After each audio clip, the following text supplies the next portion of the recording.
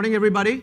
My name is Rajeev Kohli. I am Joint Managing Director of Creative Travel, but I also have the privilege of being the first Asian ever to be president of the Society for Incentive Travel Excellence, which is the global association for the incentive travel industry, 2,500 members across 84 countries. So I'm going to speak a little bit about from my international experience of interacting with my colleagues in the global incentive events and MICE industry across SITE, MPI, ICCA, and many other platforms across the world. I'm not going to give you a checklist on what is sustainability. I'm not going to give you any magic list to go back and use because there is none. And I'm also conscious that I have some colleagues in the room with far more experience on this subject than I do, so I hope they don't call me out from what I'm going to present. When I was doing the research on this topic, it is an enormously vast area. So I was going to ask who's in the room, but a lot of faces that I know.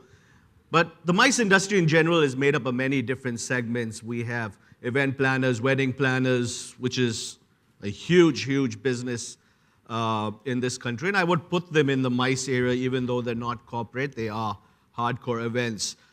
Incentive planners, hotels, airlines, DMCs, educationists, and many others that make up the sphere, what we call the MICE industry globally.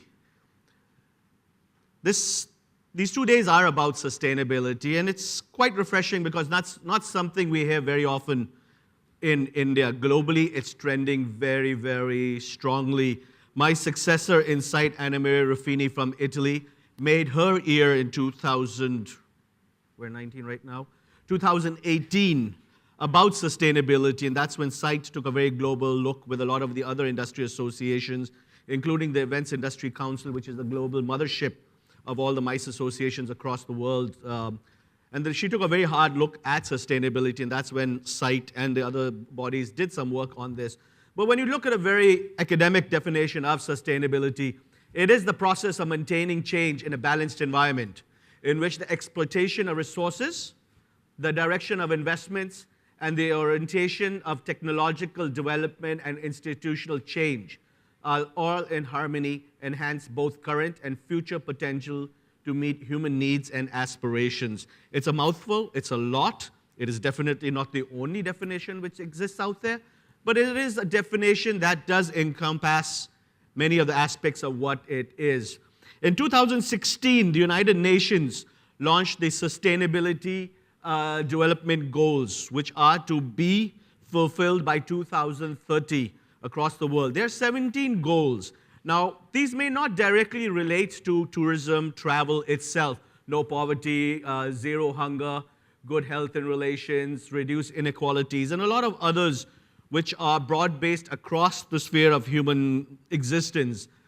But the MICE industry, events, and everything associated all have an aspect in which they are involved and all have an opportunity to contribute to achieving the goals as laid out by the United Nations. This is something which is trending very hard. And if you go online and Google sustainability events, sustainability MICE, you will find a lot of research out there that is truly worth reading for you. The question is then, what is sustainability in events? How is it any different?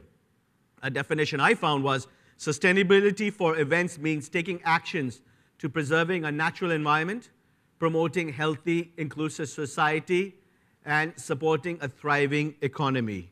Very similar, yes, but then it highlights three very significant areas of the whole sustainability conversation: social progress, economic activity, environmental responsibility. Society, environment, and being social. So it's very interesting to see how the global MICE industry is taking this on. And when you do read more online and listen to the rest of the speakers during the day, you'll see how the dots are being connected. The question does arise, how is it relevant to us in the events industry? Now, anyone above 30 years in this room will recognize that the Indian society has historically been a very strong believer in sustainability, recycling, and reusing. Anyone above 30 will remember when our mothers used to sell the old bottles and newspapers to the scrap collector every month. That's something how we grew up in. You go to the market, you would get your vegetables or cookies, whatever, in paper bags made of old newspapers. We really don't see that so much anymore. I mean, I get quite nostalgic and excited when I hear the scrap collector going down, or at least in the streets of Delhi, saying, "Kabadi wala."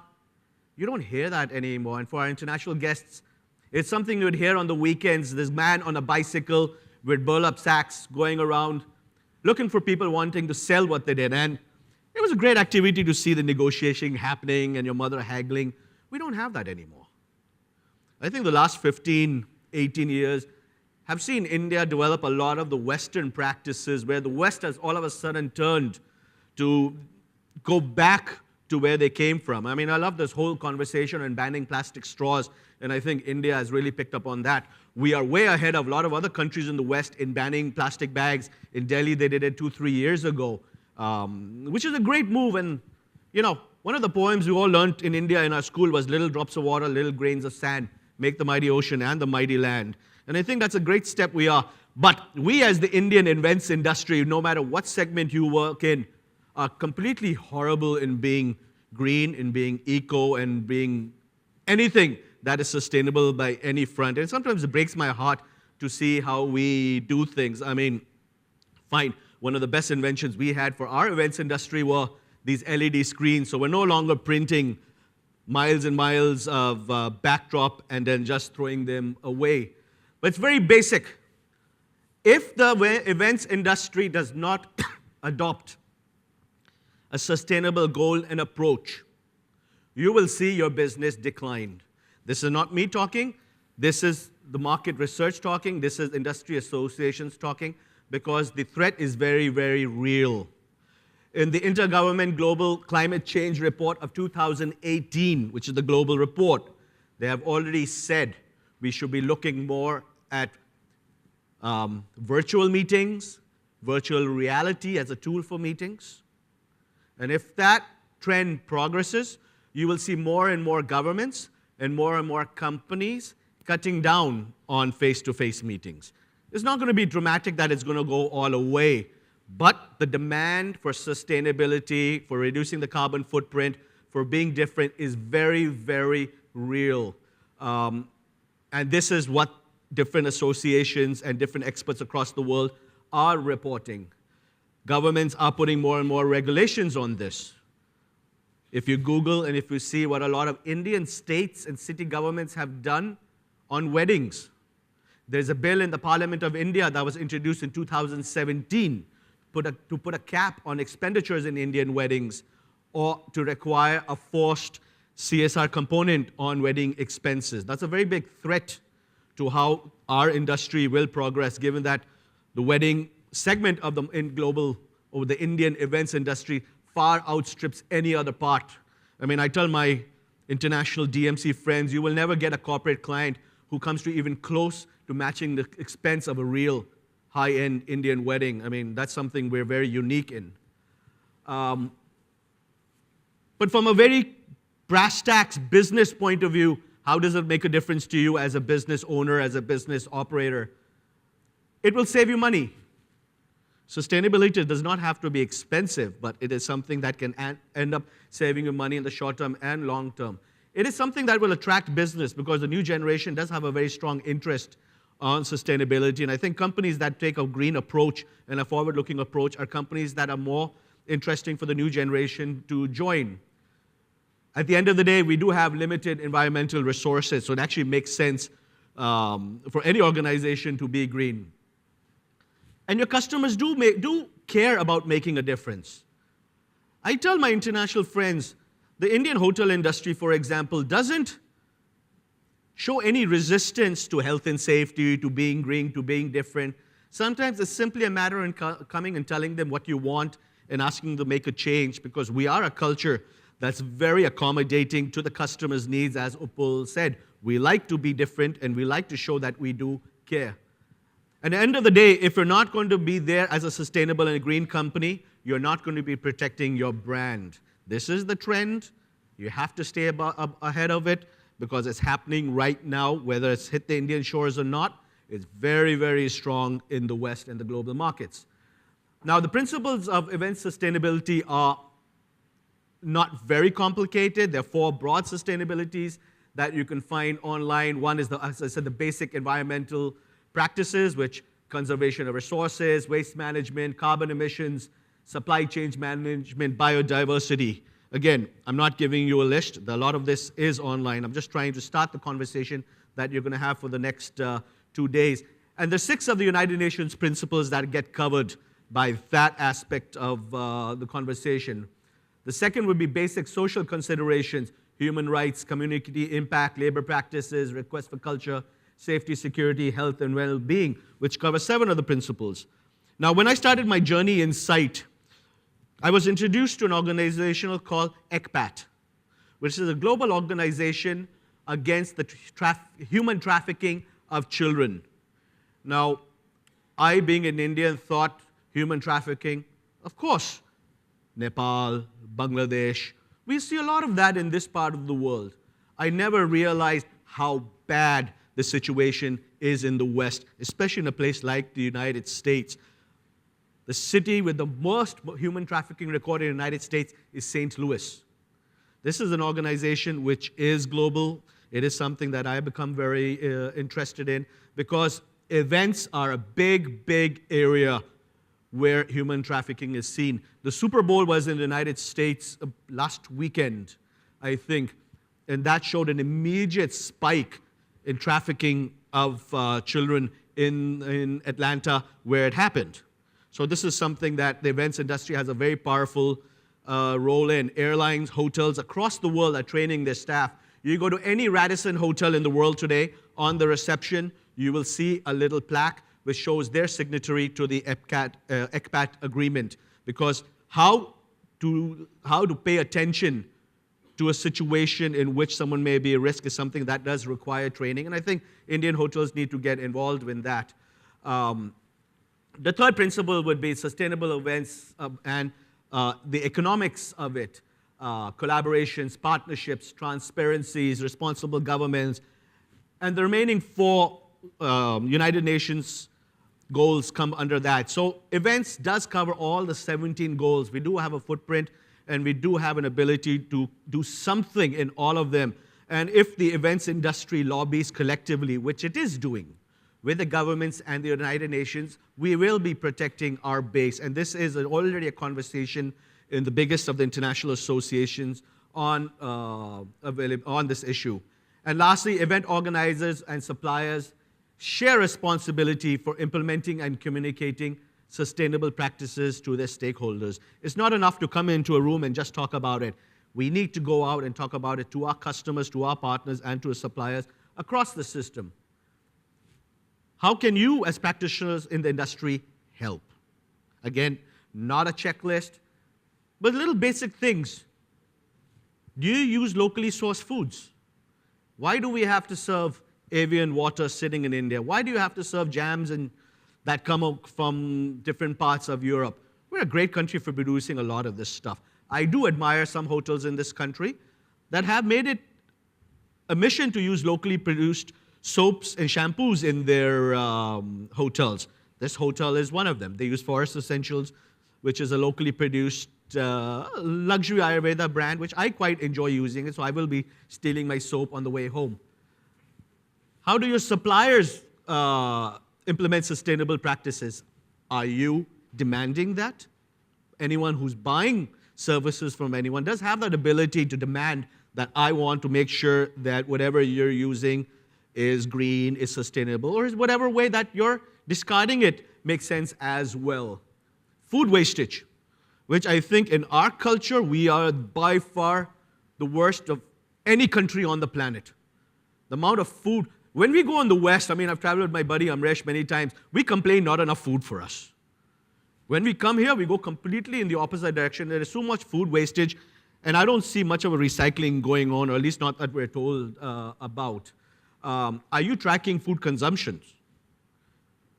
Are we serving too many dishes? I think the Indian hotel industry can learn on what a conference working lunch is, because if you feed somebody kali dal, butter chicken, naans and everything, they're not going to listen to anything after the lunch break.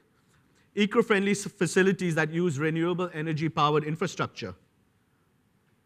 Do you recycle at events? Do we have recycling bins at any event in this country? I really have never seen that. Are we using eco-friendly paper? Is leftover food being delivered to local food banks? There's a lot of things that are happening at the ground level at different places.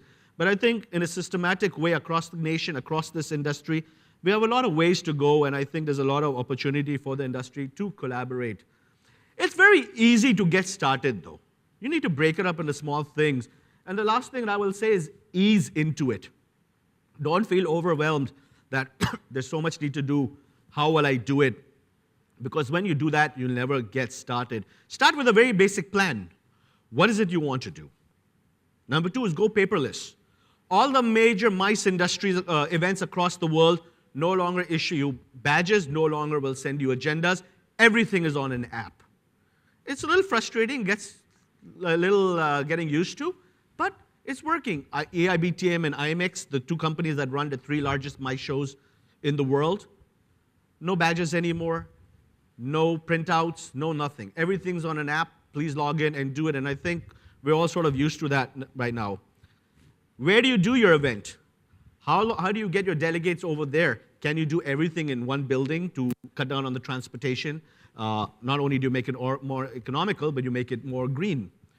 How are you tracking your production? How are you tracking your purchasing?